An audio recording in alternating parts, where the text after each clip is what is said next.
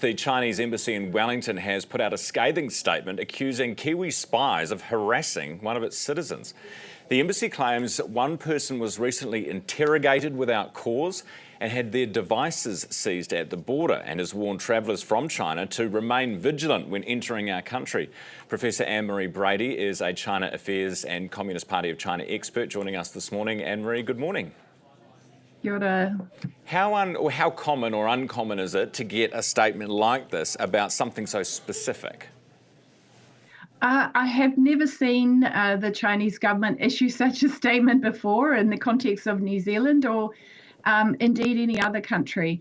They've outed themselves as being caught out on a spying, or one of their citizens being caught out on spying, because SIS have said with regard to this incident that it was an operational activity, and MFAT, in other words, they had something to do there. We can call it counterintelligence.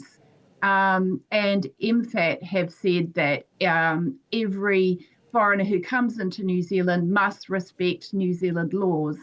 So this person who's been detained would have been on a warning list. You know, all of us who go through our borders know that people use the smart gates these days. Chinese passports are the same.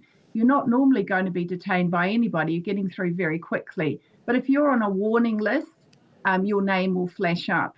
So this person must have been engaging in espionage in New Zealand. And so SIS would have responded with a counterintelligence operation. And they've done the classic thing. They have disrupted the activities of this agent. They've made it clear, we know what you're doing and we don't approve. They've been able to get some devices, so that's handy. We can get some extra information out of that as well.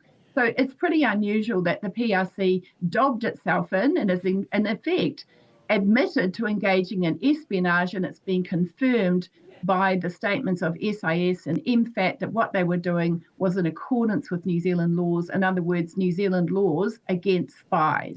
This is a thing that is confusing for me, because China usually, and the party in particular, is very much about saving face. Culturally, it's a very important part of Chinese culture. And yet here, as you say, it's almost like they're confirming what the SIS can't or won't confirm publicly, but you kind of intimate.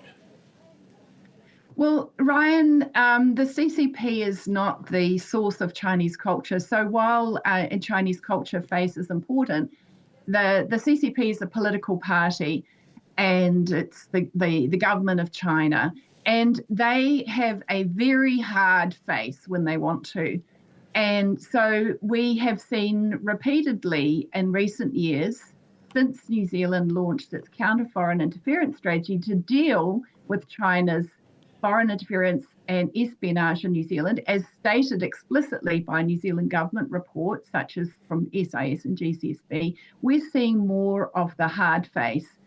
In contrast, China is finding that the Kiwi has a very sharp beak, that New Zealand will defend its interests when it has to. But both sides do also emphasise the positive aspects of the relationship.